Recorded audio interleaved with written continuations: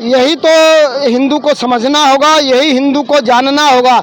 यहाँ के बाद से यह देव भूमि है, यह देव निर्मित भूमि है, यह दूसरे मलेच्छों के पास यह जा ही नहीं सकती।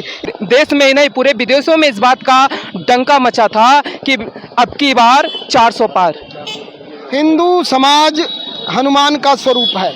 हनुमान जी को जैसे जगाना पड़ता है जब वो जागृत होते थे। विपक्ष खामोश है, क्या कहना चाहेंगे? विपक्ष तो सोया हुआ है, वो तो केवल कूटनीतिक तरीके से वो अपने केवल वोट की राजनीति कर रहा है, इसलिए सोया हुआ। आने वाले वहाँ भी विपक्ष सोया रहा। हिंदू समाज जब मारा गया, जब एक हुआ बांग्लादेश में, जब हिंदू समाज एक हुआ तब संगठित हुआ, तब बचना शुरू हुआ। आज वो बच रहे हैं, यह सब भी मारे जाएंगे आने वाले समय में। नमस्कार, मैं शंभुनाथ गुप्ता और आपने देखना शुरू कर दिया है न्यूज ऑफ नेशन। आज मैं उत्तर प्रदेश के बस्ती जिले में मौजूद हूँ, जहां मर्यादा पुरुषोत्तम भगवान श्री राम का शिक्षा दीक्षा प्रारंभ हुआ था।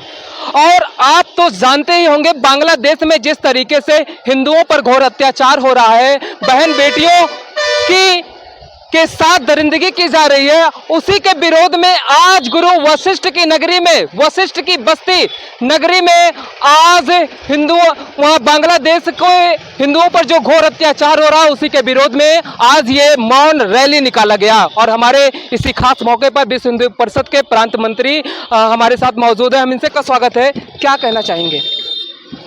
यहाँ जो बांग्लादेश में रह रहे हैं हिंदू, उनके ऊपर जो अत्याचार हुए, वो पाकिस्तान में भी यही स्थिति हुई, अफगानिस्तान में भी यही स्थिति हुई।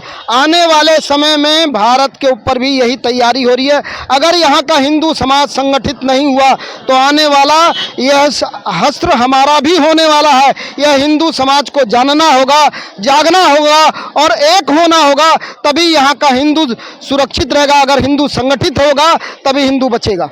कैसे बचा पाएंगे?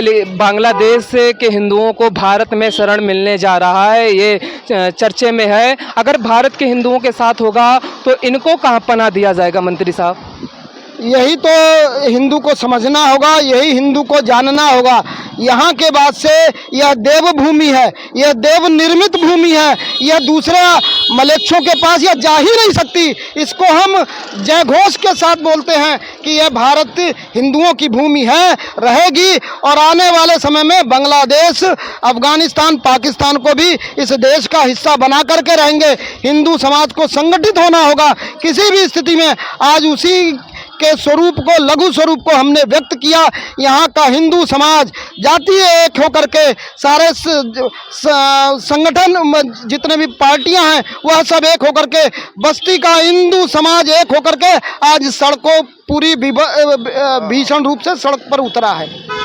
हिंदू कैसे संगठित होगा? अभी 2024 का चुनाव पड़ा, उसमें भाजपा जोर शोर से कह रही थी, देश में ही नहीं पूरे विदेशों में इस बात का डंका मचा था कि अब की बार 400 पार। हिंदू समाज हनुमान का स्वरूप है। हनुमान जी को जैसे जगाना पड़ता है, जब वो जागृत होते हैं तब वह अपने विराट स्वरूप में आते हैं। वैसा ही स्वरूप हिंदू समाज का है। हिंदू समाज हमारा सोया हुआ शेर है। यह जब जागेगा तो यह अपने ऐसे स्वरूप में आएगा कि ऐसे पापाचारी, अनाचारी जितने लोग हैं वह इन सबको यहाँ से छोड़ के भागना पड़ेगा। अच्छा, लगातार हिंदुओं के सीने पर क्यों टांडा होता जा रहा है? हिंदू जो है वो एक सहज स्वभाव का है। हिंदू एक बिल्कुल सरल स्वभाव का है, निर्मल है, निर्लिप्त रहता है। वह हम जिए, सबको जीने के भाव से जीता है, इसलिए उसके ऊपर अत्याचार होता रहता है, पापाचार होता रहता है, अनाचार होता रहता है। वह जब तक सोया हुआ है तभी तक ये उसके ऊपर अत्याचार हो रहा है। जगाएंगे कैसे? जगा रहे हैं हमारा इस तरीके से। देश भर के सारे आज धार्मिक, कभी किसी समय आज के 75-100 वर्ष पहले जब किसी समय स्थिति, देश की स्थिति ऐसी थी कि हिंदुओं को संगठित करना, मेढक को तोलना आसान था, हिंदुओं को संगठित करना कठिन था। 5 हिंदू तब चलते थे जब चौथा पांचवा उसके जनाजे पर होता था, 4 तब एक साथ चलते थे। इस रूप में हिंदू चलता।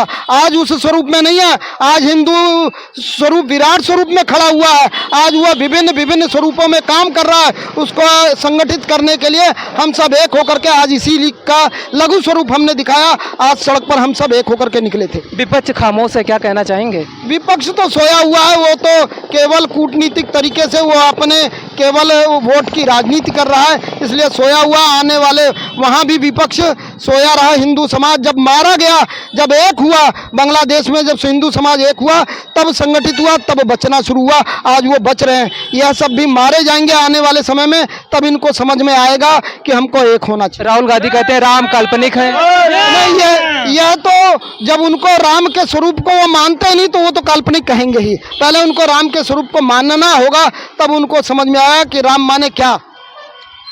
तो दर्शकों, आज आपने देखा कि जिस तरीके से बांग्लादेश का आक्रोश पूरे भारत में देखने को मिल रहा है, हमारे साथ इसी खास मौके पर विश्व हिंदू परिषद के प्रांतीय मंत्री हमारे साथ मौजूद रहे और खास वार्ता हुआ आज हिंदू संगठनों को लेकर, पार्टियों को लेकर, विपक्ष को लेकर कि भारत में अगर ऐसी दुर्दशा होती है तो हिंदुओं को कौन सा देश पनाह देगा।